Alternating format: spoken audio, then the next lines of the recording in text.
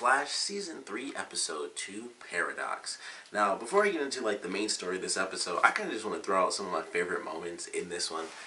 Number one, we got to see Jay Garrett, which was sweet.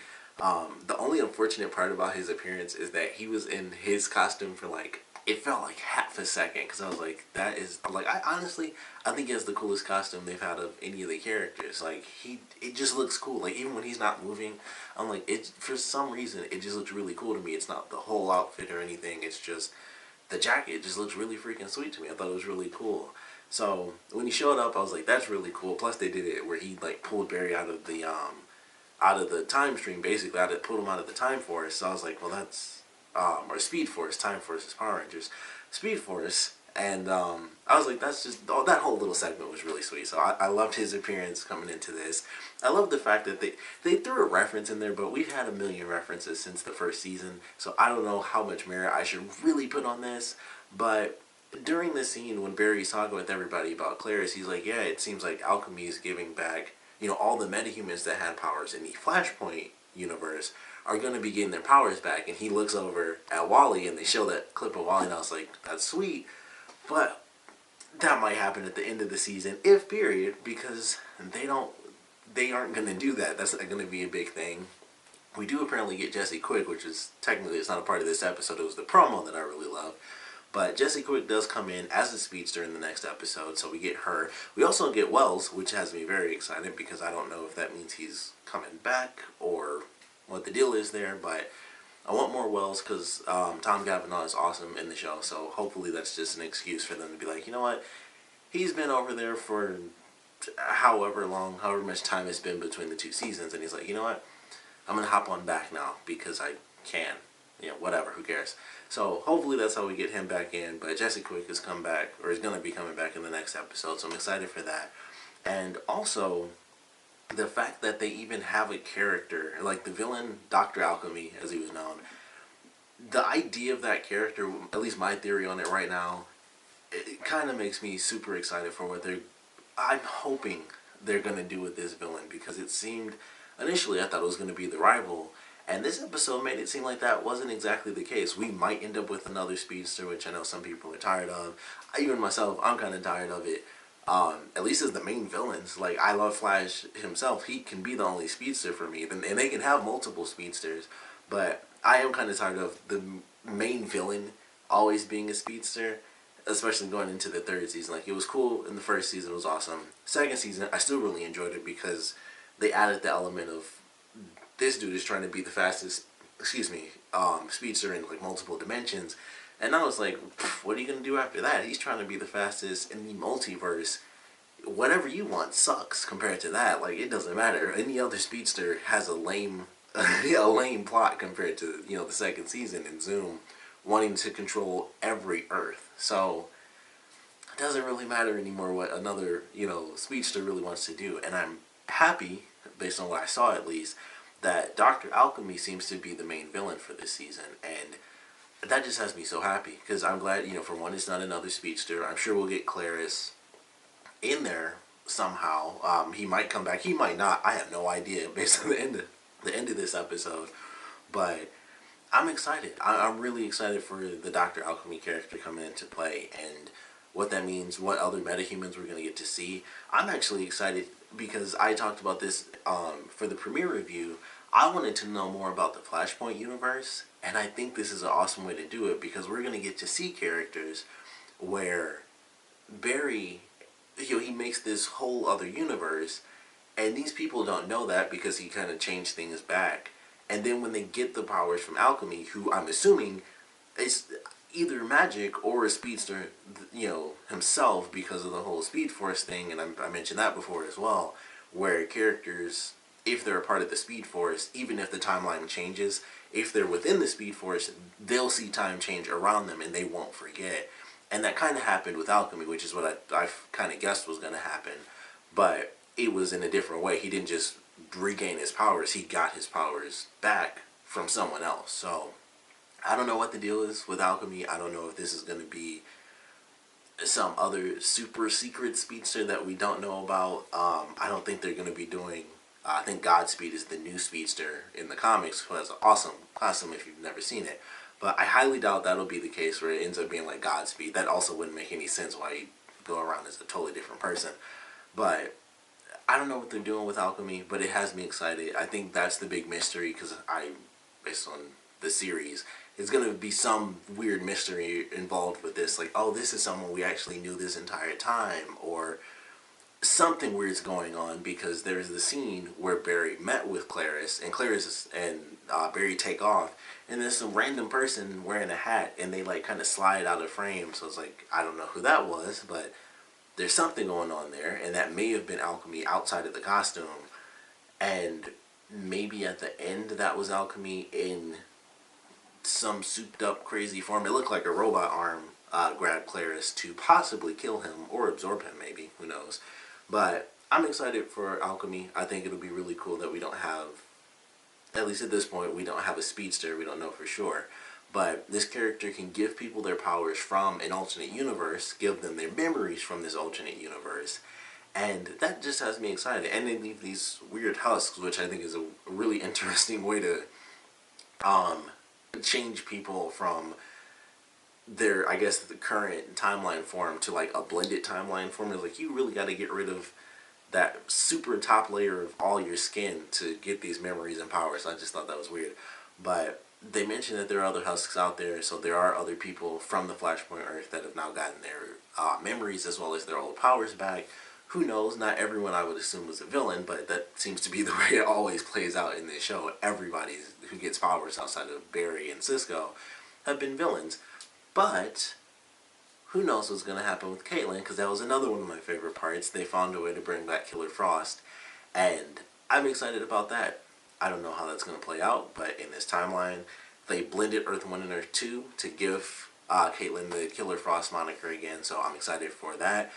She seemed freaked out by it, and I guess it's just, she's keeping her secret, but it's interesting, and it has me wondering what they're going to do with that, because clearly this still follows the big plot points of the last season, where it's like, oh, Cisco actually has abilities, and they talk about it, and he uses them in this episode, where he even has gauntlets and stuff. So they're building on that costume, which has me excited. But she still seemed afraid of her powers, and I don't know if that's because they still went through the whole Earth 2 stuff, where she's like, I don't want to say I have the same powers as my Earth 2 counterpart, because she was super evil, and I don't want them to hate me. And I could see that from Caitlin's character, because she seems so reserved outside of most of the relationship stuff. Other than that, she always seems fairly reserved to me. So I can see that. I totally accept that, where she's like, even though Cisco got these powers and stuff, and his doppelganger was also evil, I just don't want that to happen, because I don't know, maybe she just feels like she's too similar or something. And they did have that scene where they were talking about how similar they were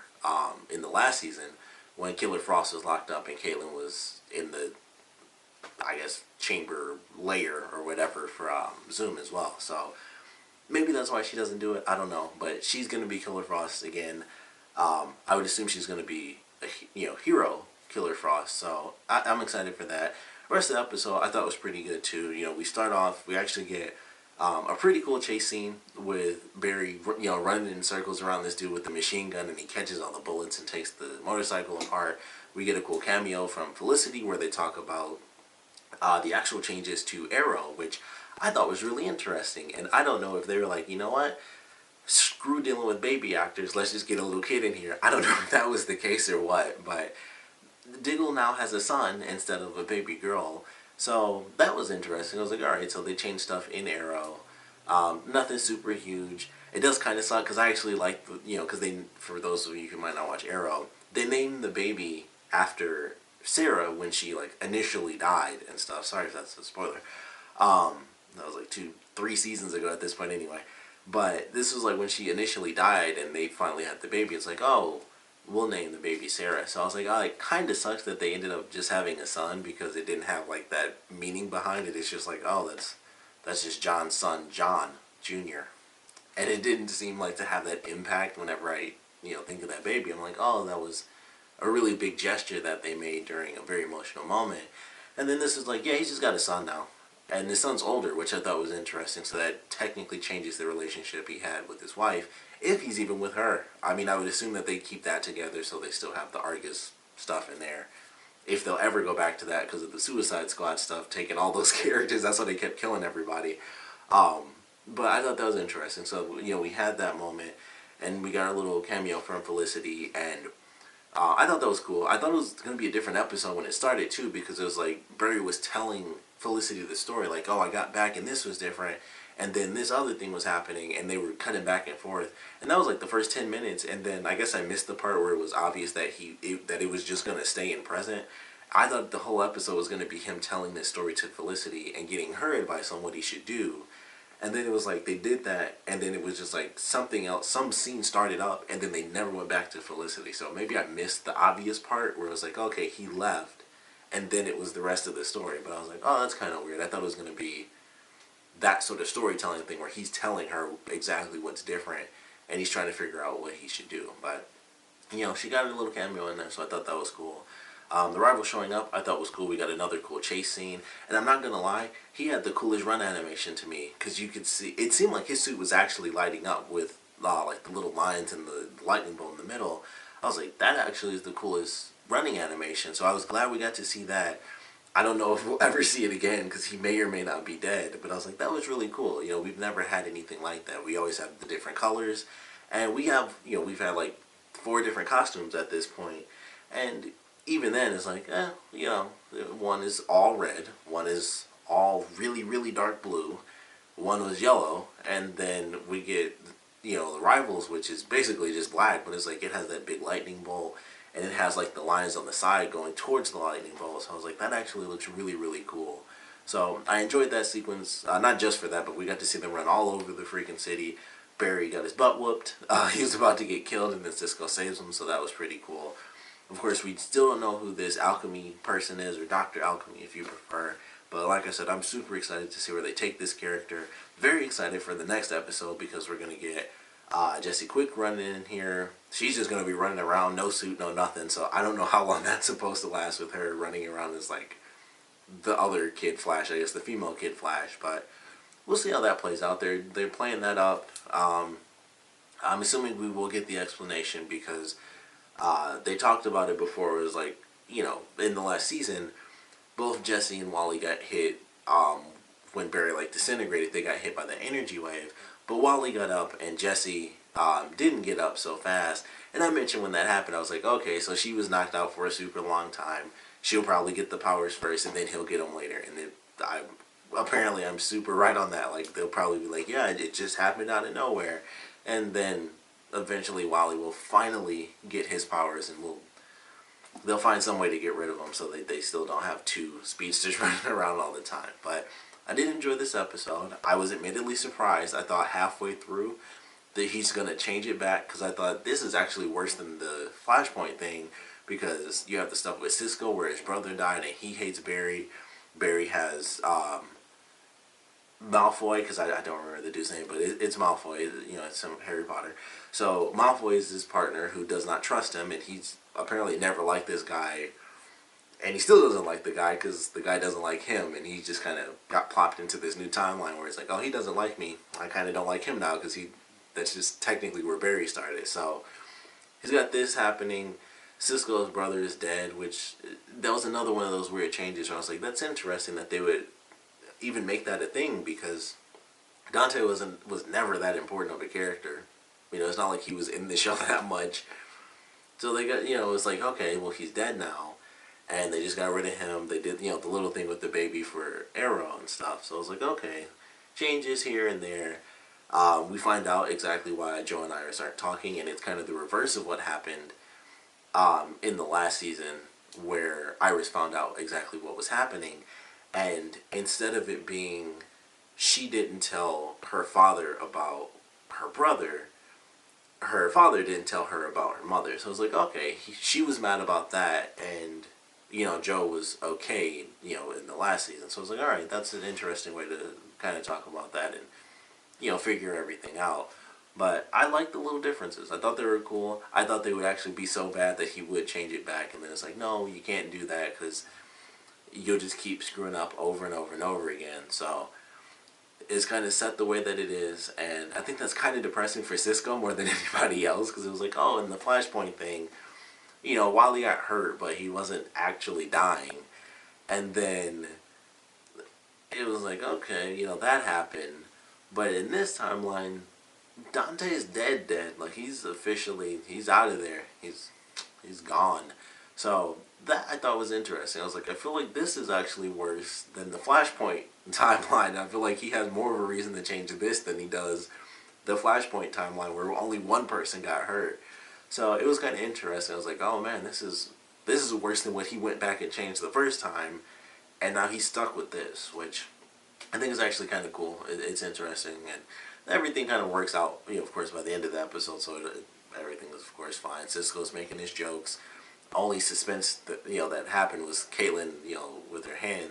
So that's still in motion. Of course, we have Alchemy giving people their memories of this alternate timeline back, giving them their powers back, which, of course, he's going to wait until literally the last half second to get to Wally. That's just how they're going to play us. If it even happens, it probably still won't happen this season. Like, every time he shows up, it's like, oh, this has to be the moment. Like, something's got to come together. It probably still won't happen in this season, which it'll really make me mad. At this point, they basically said, this is what this villain is made to do this. And we have this guy. We saw what he was doing in Flashpoint. We finally got Kid Flash for like half a second. We still didn't get to see a lot of him even in the last episode when he was the only Flash. So I feel like they're still going to play around with this on that one, but still be expected at this point. We never get any extra hero speedsters. We only get villain speedsters, so it's always 1 versus 1. Nothing super cool where they team up, actually fight a bunch of people and beat them up. So whatever. But I still enjoyed this episode. I like the changes. I'm glad everything ended up having sort of the simple solution at the end, because I'm like, as much as I like the drama, it was kind of just sad. It was like, man, Joe and Iris aren't happy with each other, and Cisco is like the happiest person in the show, and he's like, I'm depressed and I don't like Barry, and whatever, he doesn't even want to be around Barry and stuff. And I was like, this is depressing. I don't want to see this. So I was actually happy that it had just a simple solution, and they all bonded and stuff at the end, and everybody forgave everybody. I was like, I normally would hate that because it's sort of simple and cliche, but it's like, man, when you're super depressed and you see just how crappy it looks, especially Cisco, who's just always so happy, it's like, I don't mind this being simplistic and a little bit cliche, so I was actually happy with it. But enjoyed the episode, excited for an actual team up with speedsters. They're doing the tornado thing is what it looked like in the promo, so super happy about that. But of course I want to know what you guys thought about this episode, so please comment below, let me know your favorite parts, your least favorite parts. And of course, with this new villain coming into play, hopefully not being a secret speedster, I would assume with the whole alchemy thing, we're going to get more into magic, because alchemy is a mixture of science and magic, so we might actually get that, like, literal alchemy in this season. And alchemy wasn't alone either. It was like, alchemy was like the main villain, but when Clarice first showed up at that place, there were like a bunch of like steampunk monks, in hoods and everything, so I don't know what else to really expect. It's not just one character. And maybe that wasn't even alchemy at the end. Maybe that's like, they have alchemy, and then alchemy and his little crew or whatever, they have their own little henchmen. This is making me think of the Court of Owls, and that's what it was when I was watching the episode. I'm like, this makes me think of something I've seen in this universe before. It was the Court of Owls, but I don't think that's what they're doing, because they're doing that in Gotham, and that would be really weird.